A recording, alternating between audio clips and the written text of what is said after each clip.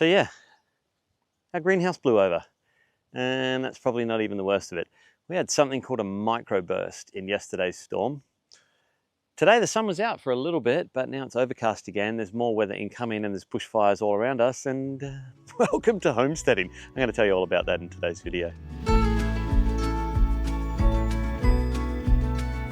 Okay, well, this is completely trashed. Yeah, look at this. These kit greenhouses can stand a little bit of gusty wind because they're dome shaped. And definitely one thing I learned from them is aim the rounded side to where you get the wind, which is there. So we'd aimed it the right way. If you do it the other way, you kind of get a wind tunnel and you've basically got to keep both ends open. So I'd say it got in here. Like the wind can get in through these, oh look, this is falling apart anyway, through these little windows. And then if it's got nowhere to escape, like I said, this just becomes a sail. So this is all completely bent. I don't think it's worth recovering. That's all ripped open. The good news is we're not really using this space for raising any plants right now. It was just kind of garden tools storage. There's probably a few little things we were growing in here, but nothing's broken except the greenhouse itself. I will have to rework that plumbing, which was kind of fixed to the side of it and is now leaking. So maybe I've snapped a poly part or two. All right, we'll just cut this up, put it on the back of the ute. I was going to the dump anyway. I really deliberated long and hard over whether or not to show you this next bit, because I'll be honest, I'm kind of a bit embarrassed. So, you know, we popped a carport up over the solar shed months ago. I managed to score a free carport off a friend, and I never pinned it down. Anyway, nothing seriously damaged. It's a little bit of a pain in the butt, actually. But it could have been so much worse. The whole thing got picked up by the wind and flipped over. And I just never, I couldn't concrete it in because we had to cut the legs when we took it from its previous location. But at the very least, I could have put star pickets in the ground. And I've been, you know, we said when we started out this channel that we would tell you the truth about what our story is, about what it's like to homestead, and about the fact that when we got out here 2 years ago, we had nothing. And we have been doing the last almost 2 years on a shoestring budget. Kirsty's part-time wage, and then slowly I've been able to generate a little bit of a part-time income through YouTube. But it means that every project we tackle, every expense we add to the homestead is really, really calculated. And sometimes it's really, really hard. Like honestly, when that carport arrived and, you know, we felt the weight of it and we're like, look, it's a good 300, maybe 400 kilos. Like it's hard to lift up. And we've got other structures around here that aren't pinned down, and then there's others that are. We just don't get wind here. I mean, of course we get wind, like, look, you can see it in the trees right now, but we don't get gusts. We're in a little valley, we're sheltered, there's trees all around.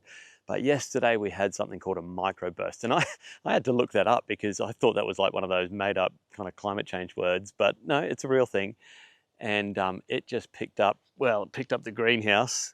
And look, I'm not telling you this because I want to tell a sob story, but I do want to ask for just a little bit of kindness in the comment section, because when we got out here, we had barely any savings. We had just enough money to make it work and a budget that was kind of workable. But we've added, like, you know, our animal feed budget is now hundreds of dollars a month. You know, we're expanding our gardens, we're expanding the whole thing, and we can do this. But it does mean that sometimes you'll get to a decision point, like you picked up a free carport, you put it down, and you go, do you know what? I have no spare star pickets, and a pack of star pickets is going to cost me $80. That's not in the budget this week. Should I have done it anyway? Should I have found a way to do it? Yeah, probably now in hindsight. And anybody would go, oh, look, it's obvious. You should have pinned that down to the ground, but it wasn't obvious. We've got, like I said, other structures that, you know, survive the small little winds that we get in here, no worries at all. And so I feel like I made an educated decision, obviously the wrong decision. And like I said, I'm a little bit embarrassed about it and was hesitant to really show you.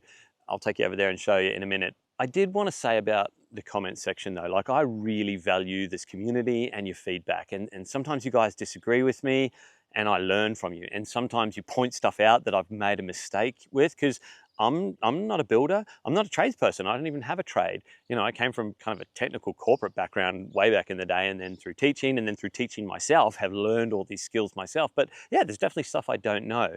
What I won't allow on this channel, and we've ummed and ahed about this, is just gross behavior in the comment section. So I heard it said once, actually Homesteady, if you follow Austin and his family on Homesteady, they're up in Alaska, he has this really good way of putting it. He says that your YouTube channel is a little bit like an art gallery. And if someone came into your art gallery and just started swearing and carrying on and pointing out all the things that they hated about your artwork or you as a person, you would kind of get security to escort them out, right? Because it's not only not nice for you, the creator, but it's not nice for all of the other patrons that are in the gallery at that moment. And so we really make a clear distinction between comments that are like, oh yeah, sure, I was wrong, and you've pointed that out. I've got to wear that, that's fine. And just gross. Like yesterday, I banned someone from the channel because they're name calling. And dare you name call or say something about Kirsty, like without a hesitation, I ban you straight away. I'll show you the list. There's dozens of people on there already. So yeah, sorry if you think that's me being butthurt, but that's our policy that we've put down. I just won't tolerate bad behavior. I'm not saying that to you because you're the kind of people that give us really great feedback and, you know, point out some things that we could be doing better. And we're doing some builds and projects at the moment where we're getting a few things wrong and we're trying things and we're open to ideas and suggestions. But when it's like, oh, look at this idiot, delete, ban from the channel. I don't have time for that kind of negativity. So yeah, that's probably why I've approached this little moment here, because there's been a few of those comments in the last few days and that makes you feel really kind of gross. And then I have to weigh up my own feelings about, am I just responding to where I have got stuff wrong, or am I actually like, nah, that person was just not a nice person. Anyway, so I'm going to show you some stuff that we got wrong and there was a mistake made and it could have been so much worse. Like that carport could have flipped onto the car that was parked beside it. It could have flipped onto the solar panels and smashed them all. Needless to say, I need to get some star pickets and pin the whole thing down. And we're just about to start a whole rebuild of that anyway. So today's video was supposed to be me setting up the incubators and getting ready to incubate chicks, because we're collecting the first of our purebred fertilized Quamby eggs. So we've got a bunch that are almost ready to go into the incubator, and I was going to do a whole video on that. But you know what?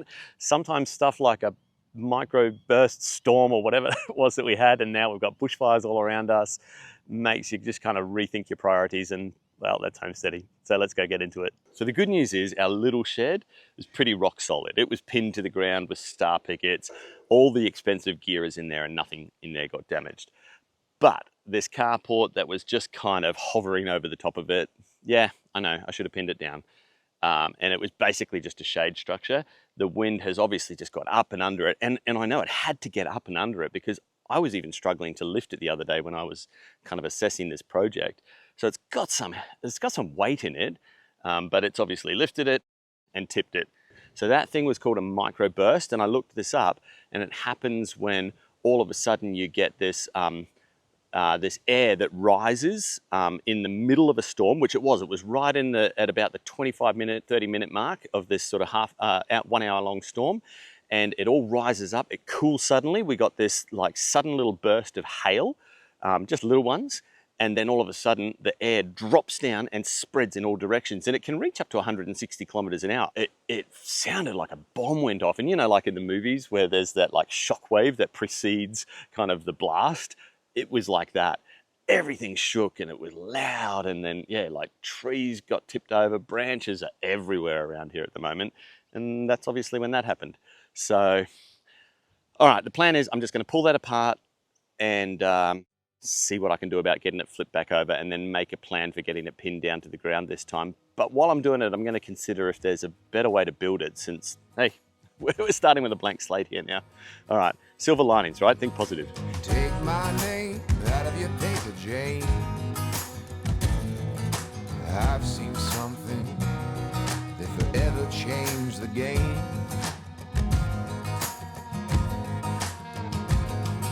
The thing I'm contemplating is, obviously that's way too small, but again, we started on a budget. That was the shed I could afford. Copped heaps of crap about using such a small shed.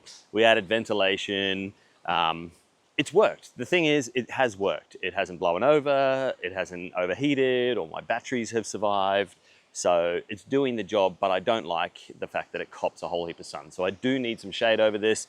I would like to reuse that carport structure there to actually be the shed. So the idea I was gonna do was about half of it I want to enclose, and I've bought a whole lot of timber, plywood, we've got corrugated iron galore. So I've spent, I think, probably about $500 or $600 to be able to upgrade this. And then ultimately I'll pull this shed down because I can use that somewhere else. And all the gear that's mounted on the back wall there will get mounted on the inside wall of this new shed. So I've got to do this properly. I do need to come up with a way to get the legs pinned down. At the very least, star pickets about 1 meter into the ground, bolted on, is definitely going to hold it down to the ground, even against a microburst like that. How do I know? Because other structures that I've got around the place where that's exactly what we've done survived, and have been surviving for like 2 years of whatever little wind we get out here, but they survived yesterday. Even this shed, there's about 3 or 4 star pickets holding it to the ground. So I know that'll work. All right, the thing I've got to work out now is how do I flip this thing over? I think what I'll do is totally clear this area and clean it up, and that'll give me a bit better of an idea of what I'm doing. Let the dust settle, let go of the pedal, there's too much here. Let these towers turn to rivers, let these instincts steer. Let the dust settle, let the stormy weather ride out disappear. When the sunlight shines, let it all come clear.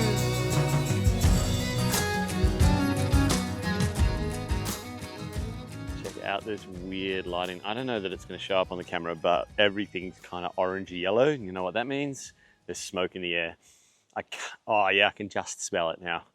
We have a pretty major state forest fire, reasonable size, not threatening, to the west of us. Quite a distance, but still, it's in that direction, and wind's coming from the west.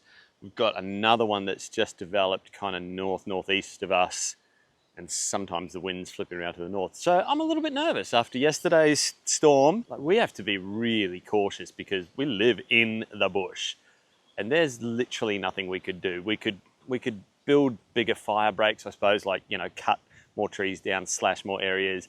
We could slash dry grass. But honestly, you've seen it. If you've lived in this country any length of time, it just hops, and embers carry, you know, for miles and miles and miles. So it takes nothing to start a fire. All we can do is just be ready. So we're getting our bushfire plan ready. We've started making kind of a list of priorities. What would we do? At what point would we stay and try and protect things? At what point would we call it? And you have to make the decision to call it based on the rest of your plan. So our plan obviously involves livestock, and then it involves property. Things like, I can't get insurance on my off-grid solar system, which is worth $40,000 or $50,000. Do I take half an hour to pull apart some of the major components of that and throw them in the back of the ute so that when we go, I'm not $50,000 down if a fire rips through here? It's things like that. But you've got to have a plan. At the very least, you have to have taken the time to sit down, think through it, write it down, have it somewhere accessible so that in the moment when panic sets in, because it does, you know, at least the most level-headed person can pull up the plan on their phone, grab out the bit of paper wherever it is, and start to enact it. All right, speaking of livestock, these guys are hungry. And I've just run out of pig food.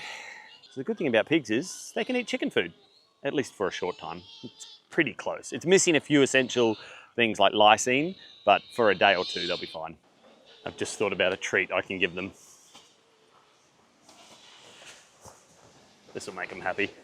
Branches like this down everywhere at the moment. It's going to be heaps to clean up. Oh, that wind is making me nervous.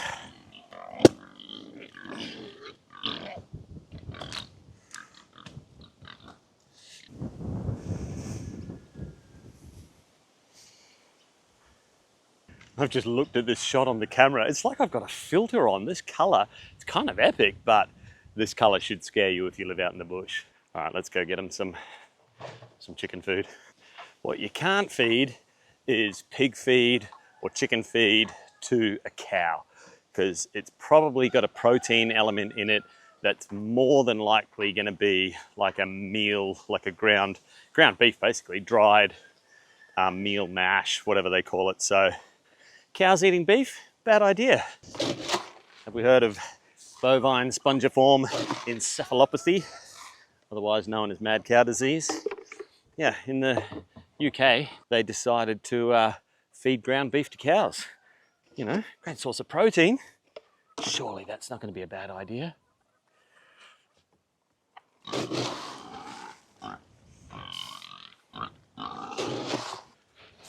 The good news is on the electric fence front that everything's been tightened up. I'm on a mains energizer now, a little one, but it's doing a much better job. I've just spotted a stick down on the fence there though. And I'm hearing something tick, tick, tick here. Maybe it's that over there. We've got this really tight and working pretty well now. The pigs are getting quite a few good zaps out of it, which they just haven't had for weeks. That rain last night has certainly helped with our earth issues. Yeah, let's go and fix this. That's probably what I'm hearing. Yeah, that was definitely it. The beauty of this tool is it'll tell me where the fault is. 6.6 kilovolts. That's the best we've had in a long time. If there was a fault, the amps reading on that would be really high and there'd be an arrow indicating the direction of flow of the current, like where it's going. All right, better feed the chooks, check the eggs, and exciting because today is the first day we get to collect Quamby eggs. So we've done the required allocation of time to ensure that the eggs we're collecting from them, fertilised of course, but that they've been fertilised by the right rooster.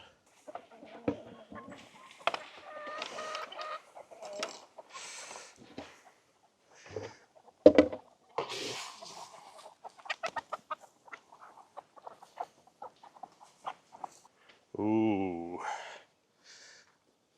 don't like seeing that.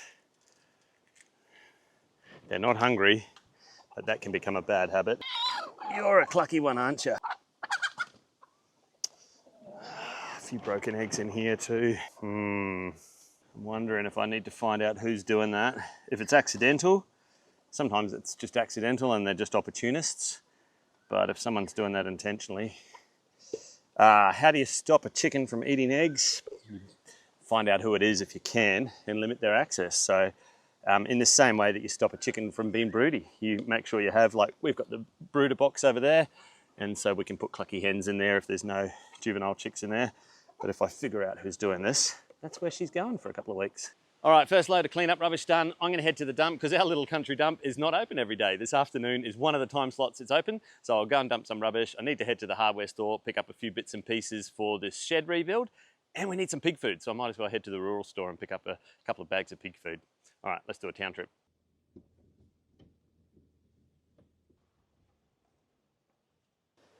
There's just stuff like this down all over the place.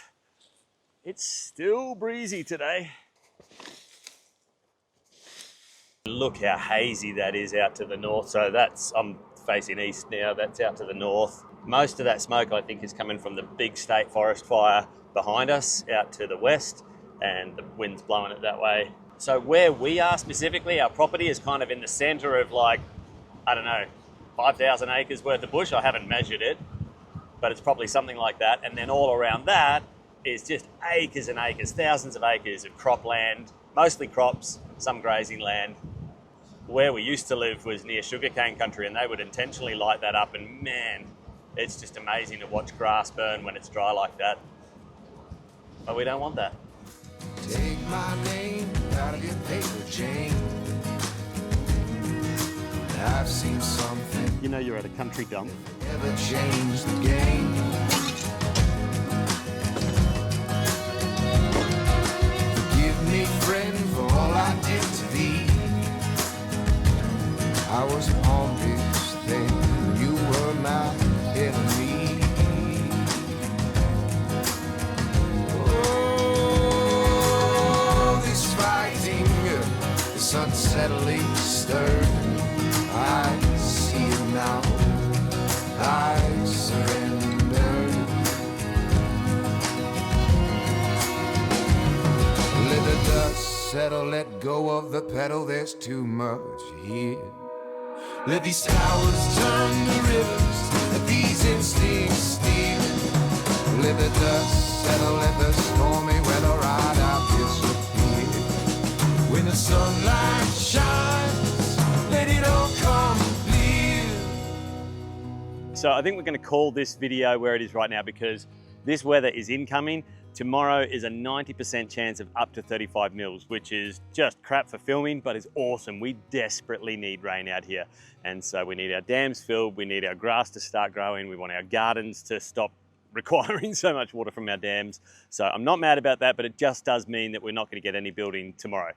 This isn't square, it's kind of roughly braced up. The next steps will be get it all squared up, braced, and then we'll start sheeting. So we've got some timbers to build some wall frames, we've got some corrugated iron to do some sheeting. Once we do that, it'll all square up in place. So I'm gonna call it there. Hey, don't forget, subscribe to our email list if you haven't already. I'll put a little link up here. There is a link down in the description. There's an email coming out in a couple of days' time where we've got like a garden plan going out, a stock feed calculator going out in that, news and updates in that newsletter as well. So subscribe to that newsletter if you don't want to miss out on all the stuff that happens in between times, but otherwise, we'll see you on the next video and you'll get to see what we did next on that shed.